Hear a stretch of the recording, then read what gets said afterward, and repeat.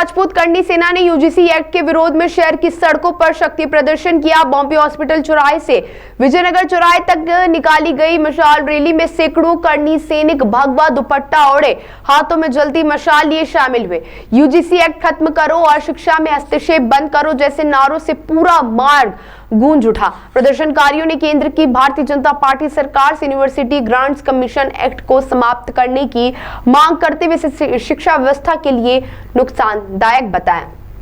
Rally के दौरान प्रदेश उपाध्यक्ष सहेंद्र सिंह दीक्षित, रिंकू भैया महिला इकाई की प्रदेश उपाध्यक्ष सरला सोलंकी, संभाग अध्यक्ष शैलेंद्र सिंह चौहान, संभाग संयोजक वीर सिंह तोमर और युवा करनी सैनिक रणविजय सिंह तोमर सहित बड़ी संख्या में पदाधिकारी मौजूद रहे।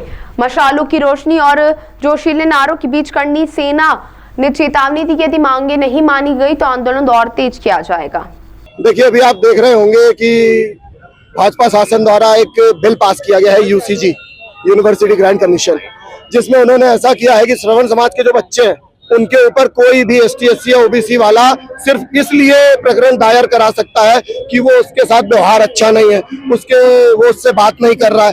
आप एक चीज बताइए, जहाँ शिक्षा का मंदिर है, जहाँ लोग शिक्षा ग्रहण करने जाते हैं, जिसको ग्रहण करने के बाद आईएएस आईपीएस बनते हैं, आप वहां पर ऐसी चीजें लागू करोगे? मतलब गाँव में काका बाबा केस लगाए, कॉलेज में हमारे बच्चों के ऊपर तुम्हारे बच्चे केस लगाए, तो हमारे बच्चे कहाँ जाएंगे? उनके भविष्य का क्या? कल एक केस लग जाएगा, क्या वो सरकारी नौकरी कर पाएंगे? वैसे भी श्रवण समाज आरक्षण का मारा हुआ है, एट्रोसिटी एक्ट का मारा हुआ है, और आज जिस तरीके से हम जी रहे, क्या श्रवणों को इस तरीके से दबाने की कोशिश ये भाजपा सरकार जो कहती थी हम हिंदू राष्ट्र बनाएंगे, इसने हिंदू राष्ट्र तो नहीं और जातियों में बांट दिया है। चुनाव आएंगे और उसका परिणाम सबको दिखाई देगा। देखिए, कोर्ट ने भी रोक लगाया है, रोक नहीं लगाया, तारीख लगी है 19 मार्च की। 19 मार्च, जब तक इसमें प्रॉपर फैसला नहीं आता, सड़कों पे ये प्रदर्शन निरंतर जारी रहेगा।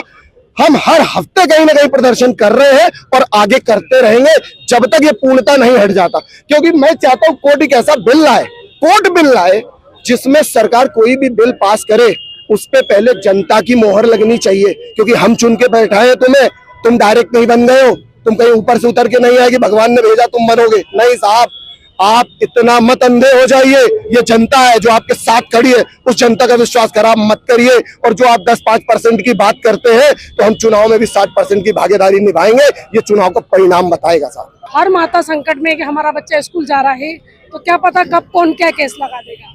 तो भाई मोदी जी अच्छे व्यक्ति थे, हम लोग चुन के लाए उनको। ऐसी बात नहीं कि मोदी जी खराब व्यक्ति अच्छे हैं, लेकिन वो ऐसा क्यों कर रहे हैं हमको आज भी समझ में नहीं आ रहा। अभी हम आरक्षण से उभरे नहीं है और यूजीसी लगा दिया है, और यूजीसी लगाने के बाद हम मोदी जी के सामने बात रखने जाने वाले थे अजमेर में, तो उनको अरेस्ट कर दिया, मकवाना जी को। ऐसा क्यों कर रहे हैं हमको समझ नहीं आ रहा है। हमें जवाब दे, या फिर हमारे किसी भी पदाधिकारियों को बुला के उनसे बिठा के बात के कि भाई आपके मन में क्या है। जब तक आप बात नहीं करेंगे, तब तक बताएंगे नहीं, तब तक हम समझ नहीं पाएंगे ना कि हमारे साथ ऐसा क्यों रहा। हर बार स्वर्ण समाज ही क्यों इनके निशाने पे रहता है? स्वर्ण समाजों ने किया क्या है ये बताइए आप। राजपूतों ने अपने किले दे दिए, राजे रजवाड़े दे दिए, उनसे भी आप पैसा लेते हैं किलों से, सब तो दे दिया है। अगर वो नहीं होते तो आज क्या बैठे होते आप? राजपूतों ने हर बार लड़ाई लड़ी और 36 कौम के लिए लड़ाई लड़ी, ऐसा नहीं कि उन्होंने अपने लिए लड़ी।